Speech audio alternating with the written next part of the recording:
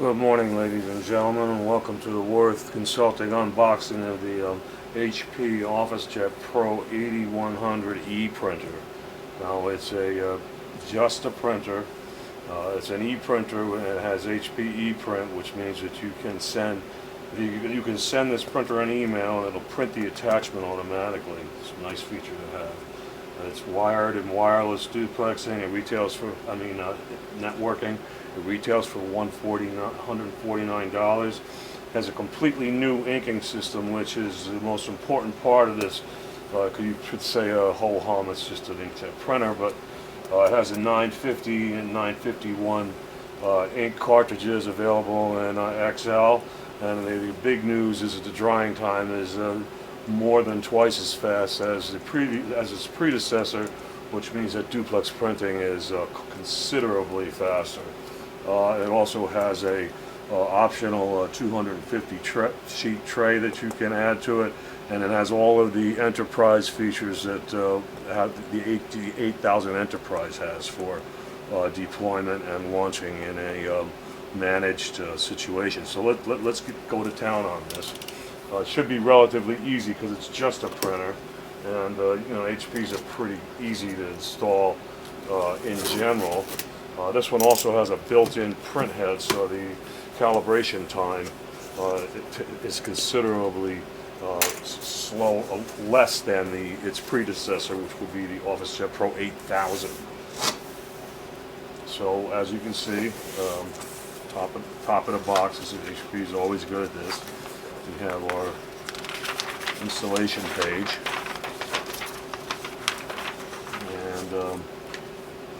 and basically we're going to be taking off the tape, spinning around, putting the duplex unit on, plugging it in, and turning it on. Add media, add ink, and then it calibrates itself.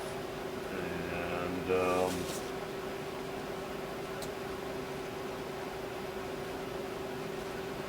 a good thing to do is, while it's calibrating itself, is to find something else to do, because it takes like 20 minutes. But we'll see. Let's go to town. It's one page, easy constructions there, instructions.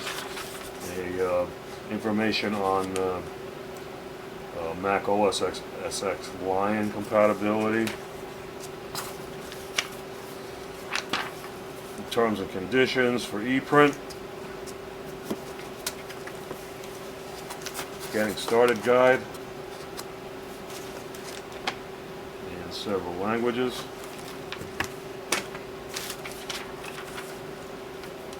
Caution, do not drink the ink. You've seen this before a bunch of times. This is a duplex unit. I'll get open.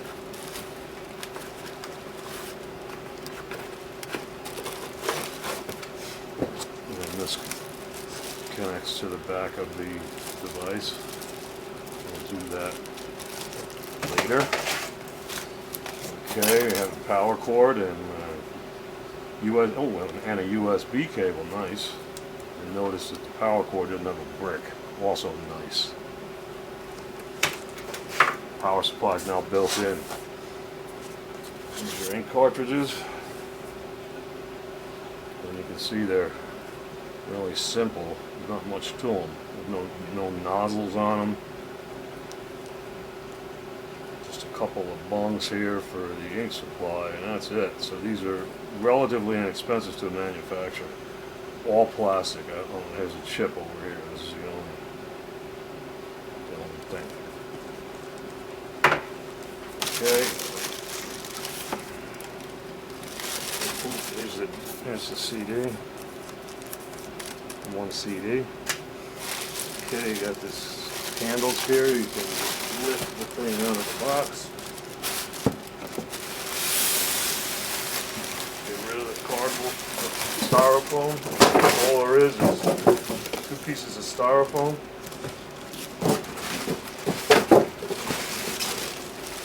Pretty light because it's just a printer.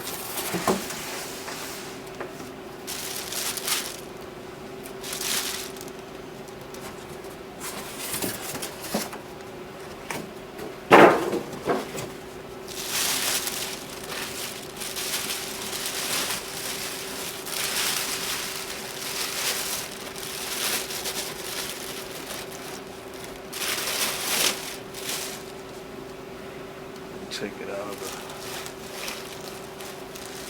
of here with a plastic bag and get it up on the table. It's pretty light.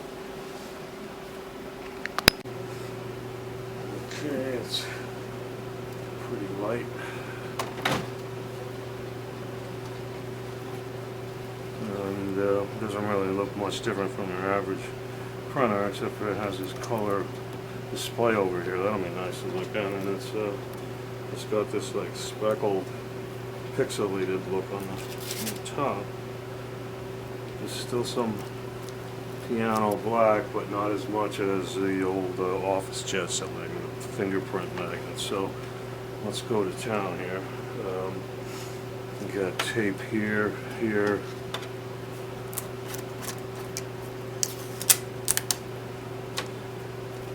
Tape.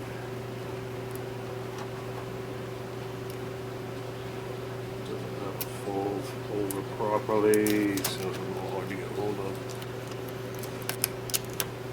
There's tape.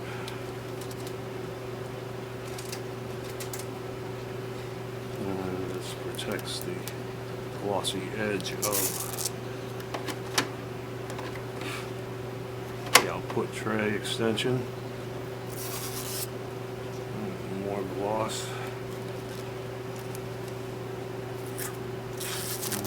More gloss all the way around the side.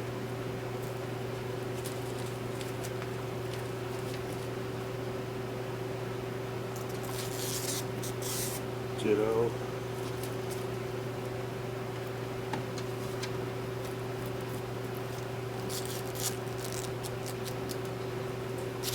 All the way around the side. There's tape here as well. I'll leave that on there.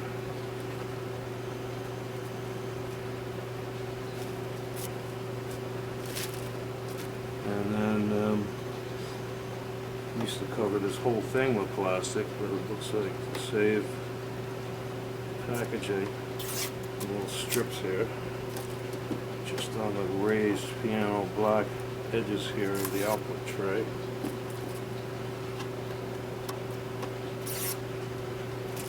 Okay. Now there's this plastic, it's got a little tab here to grab. And we'll go to the control panel.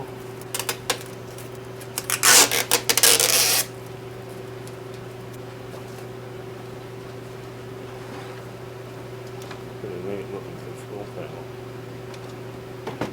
Can't wait to fire it up and see what it looks like. Alright, I got two pieces here. They're attached to this protective sheet. Covers the. It's actually pretty cool looking pixelated top.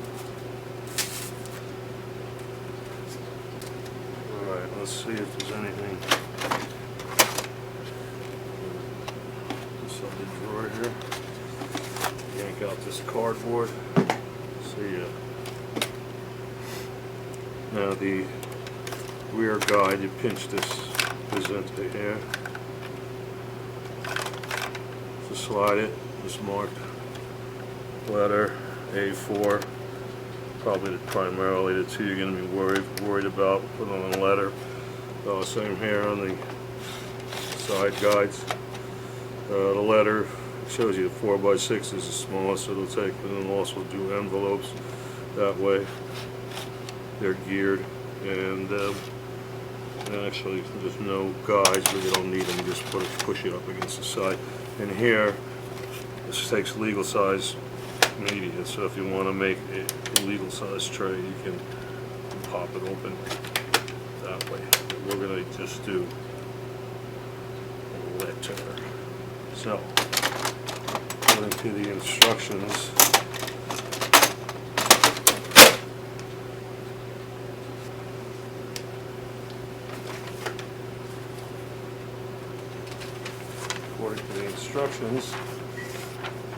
now we're supposed to install the duplex and spin it around. So let's do that. Okay. back here, the Ethernet connection, the USB host, and the power. That's about it. But as you can see, there is part of the paper path. You might have to pop this duplex unit off every now and then. Probably not more than once or twice ever. I've never had a misfeed in that area, but in case you do, you can pop this duplex unit on and off really easily. Now, it opens up like that in case you got to take something out of it. Alright, push it back together. Those two latches right there. And all you do basically is stick it in the back until it clicks. That's it. Duplex unit installed. And it comes off. Pushing these two little gazentas right here. One there, one there. Done. Okay. The next thing it wants us to do is open the drawer, take out the cardboard gazenta. We already did that. Take the drawer out, put paper in it, adjust the side guides, shove the drawer back in, pull the paper output tray out, tilt up the stop. And then we go into the ink process. So let's do the media. Okay, we make a point of using a quality media that is color lock compatible, which is particularly important for an inkjet printer. This paper is not expensive. When we pick it out, it's a good quality. There's other brands besides this, but make sure that they're color locked if you're going to use an inkjet printer. So, take out the tray. Comes all the way out. I hope you can see it though. Alright, I'm going to turn it around like this. Slap some media in there.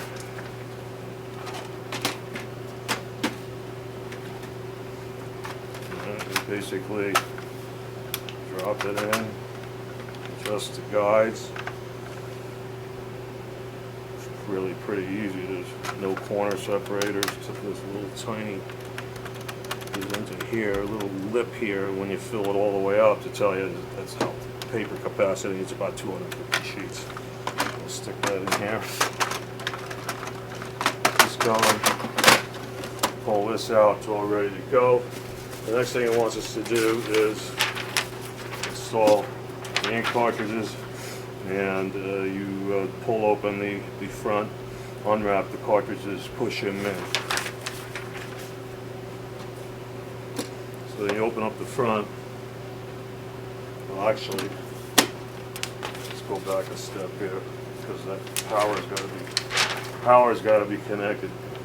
I missed a step. So when I open that thing up, the carriage has to center itself, the ink carrier.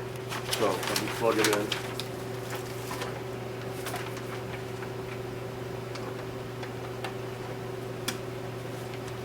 Okay, plugged in. Wants me to turn it on.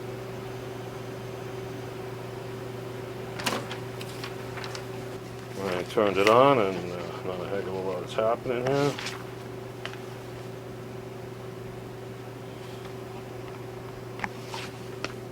Try turning it on again.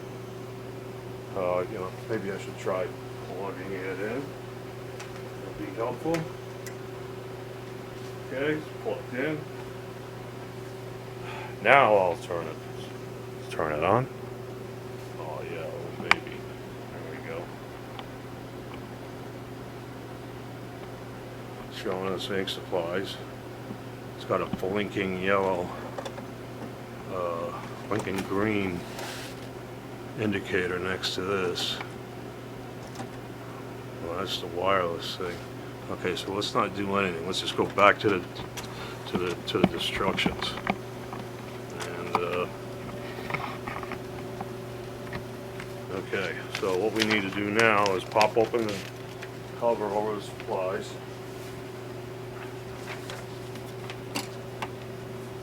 And you can see the ink carrier moving into place.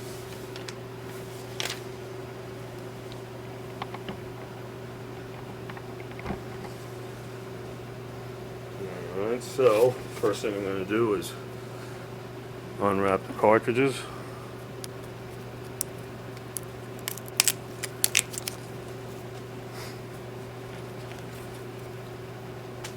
So these are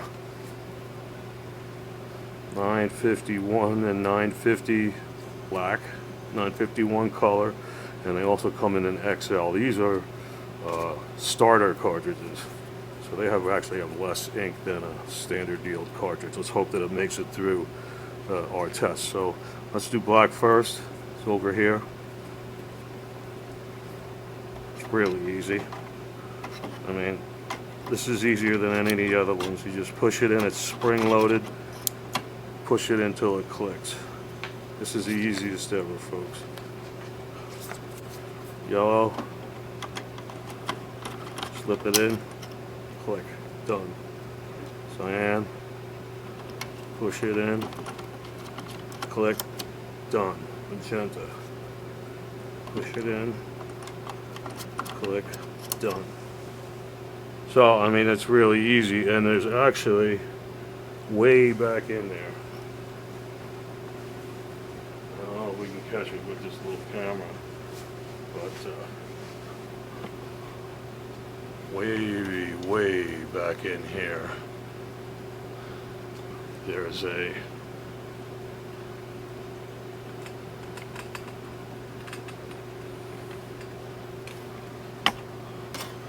handle for the print head,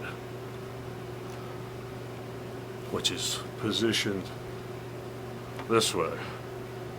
It used to be cartridges dropped down on the print head and it was positioned this way. So they saved some room and the design with a new design, and gave us faster drying ink cartridges. There, done. So let's keep an eye on what's happening over here. Okay, it's chugging away.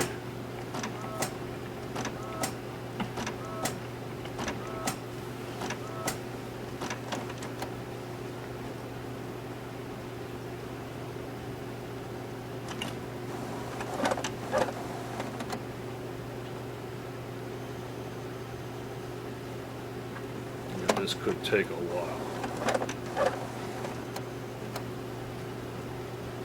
This is a point where it's aligning the cartridges, and like I said, this could take a while. Usually it could take 10-15 minutes. So I'll leave the camera on and we'll edit it out at the end. But you'll be able to report the final installation time, even though we'll cut it out of the video. So you can see it's got a nice color display, and you can see that all the ink colors are there, and there's a wireless thing going over there. We don't have, I'm not going to mess with any of that right now. I'm not going to mess with anything until it tells me to. But it's, until it stops blinking at the very least.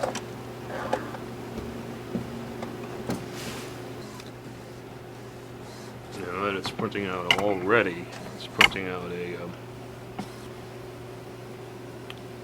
alignment page.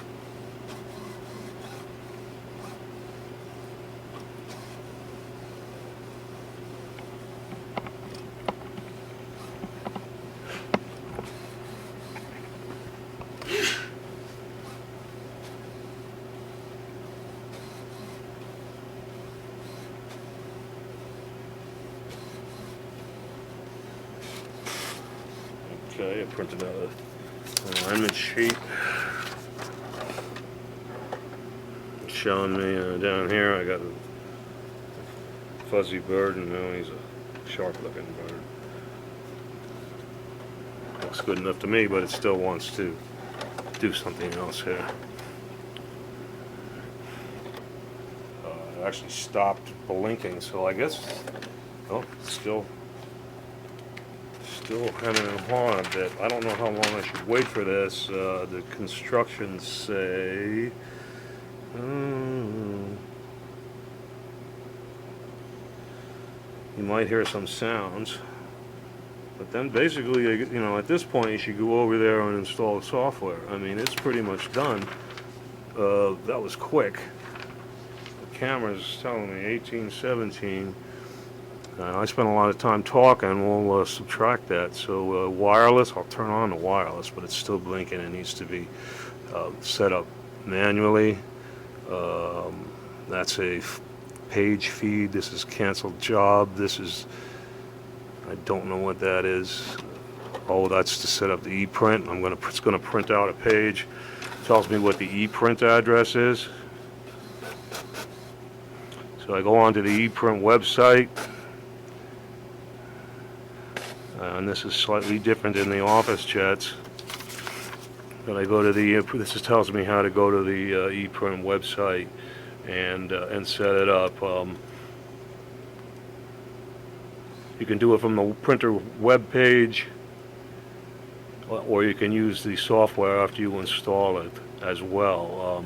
With the MFPs, obviously, you have a keyboard and all that, so you can do it from here. But this is a printer, so you got to do it from on. Okay, to put ink in this puppy, we flip down the front cover, and you'll see the carrier moving into position. You can also flip open the top here, and you can see, you know, the paper path in case you get some kind of a misfeed in there. You can get a good look at the mechanism here, and if you see this handle. If we take out all these cartridges here, you can unlatch this handle, and the print head is back here, or it's vertical. Previous units, this would get rotated up 90 degrees, and the cartridges would go in that way, and the print head would go in that way. Now it's this way. So it saves space, height on the height of the machine, and also on either end a little bit. So it's pretty neat. Also, when you open up the top, you got to remember to take this piece of stuff out of here. And once again, to just push it in, unlatches, and there's your cartridge. Simple. So that's it. Piece of cake. This should be a really nice printer based on what we've seen from the 8600, which is the MFP version of this. And then previous to that, we did the 8000 Enterprise, which gave us all of these net features for managing the device over the network, which will increase its desirability in enterprise and managed print services use. So good job, HP. This is looking good. We're going to do the software next. Thanks for watching.